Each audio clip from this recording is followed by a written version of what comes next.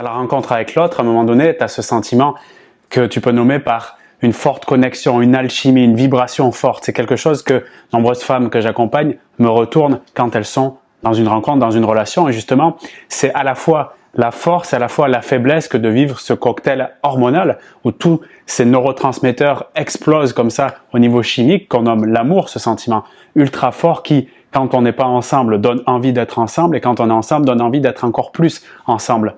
Eh bien, c'est à la fois ce qui fait que c'est merveilleux d'aller vers l'autre et de se mettre en relation, mais c'est aussi ce qui peut m'éloigner de la réalité, c'est-à-dire de ce qui est en train de se jouer concrètement dans cette relation et surtout dans la tête de cet homme. Parce que quand j'ai ce sentiment-là, surtout dans les débuts de la relation, ce qui se passe, c'est que je suis dans l'ordre de presque la magie, du côté irrationnel de la chose, d'accord, où il y a beaucoup de sensations, d'émotions, de ressentis très positif et en même temps parfois il peut y avoir aussi une peur de perdre ce sentiment-là. Donc ce que je préconise ici et ce que j'ai envie de te partager, c'est de faire attention, même si c'est magique ce sentiment-là, de ne pas perdre de vue ce qui est encore plus important. Parce que cette alchimie-là est tout simplement le sommet de l'iceberg, d'accord? Ce qui est visible au-dessus de la surface de l'eau. Mais en dessous, ça prend beaucoup de place et si on ne met pas notre attention dessus, on a un risque très élevé de se blesser. Et à un niveau plus profond, pour favoriser cette connexion sur, je dirais, son socle, est-il disponible sur le plan émotionnel? Quel est son niveau de maturité émotionnelle quand il pense à une relation amoureuse? Comment se sent-il? D'accord? Comment te sens-tu, toi aussi, à ce niveau-là? Très important de faire ton diagnostic, de te rendre compte si, même si tu le dis au niveau conscient, tu es disponible sur le plan émotionnel, comment te sens-tu vraiment en profondeur quand tu penses à une relation? Est-ce que tu y crois? Est-ce que tu te sens prête à t'abandonner dans la relation?